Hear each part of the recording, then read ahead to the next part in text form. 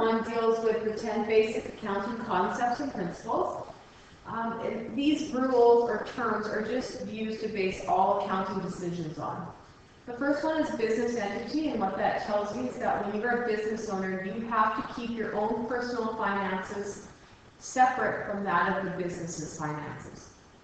Going concern just means that you continue to report and make your financial statements as if your business were to stay open forever. So if you know you're going to close your business in 6 months, you have to continue to do business as if you normally would until the day your company closes. The third one's accounting period cycle. All that tells us is that every business can choose when to report their information.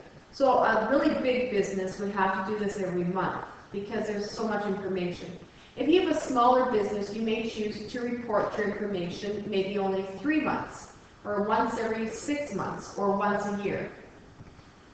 Number 4 is objective evidence, and all that means is in order for you to pay a bill or deposit money, you have to have something, documentation to prove that that did occur.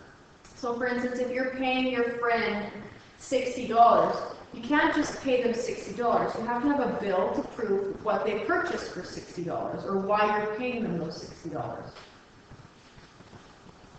Okay, that brings us to number 5, which is unit of measurement. This one's really easy. All it's saying is that every number that is recorded in your books is going to be in the Canadian dollar or the US dollar or wherever you happen to live. Number 6, realization of revenue.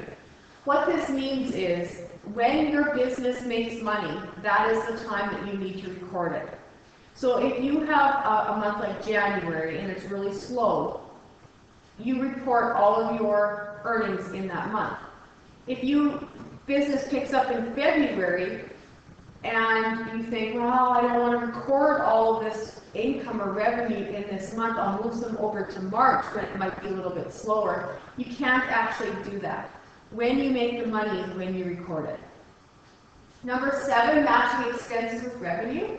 All that's telling you is that if your company is making money and they're using something from the business in order to make that money, you have to record both of them at the same time.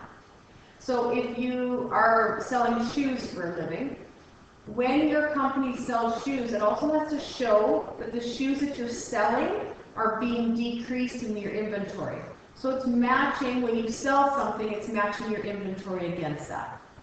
And number 8 is historical costs. All that means is you have to record the item according to what you paid for it. So if you went into a computer store and you found a really great deal on a computer that was $1,000 and you paid only $600 for it, you would have to say that that computer is worth $600, not $1,000.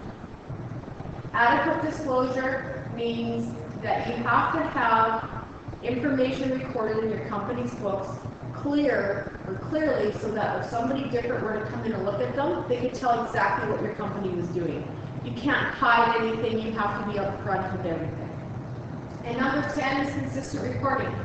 All that means is that if you are doing financial statements every month, you have to continue to do those exact same financial statements every month. You can't decide to change things halfway through your year. And those are the basic 10 principles and concepts right there for you.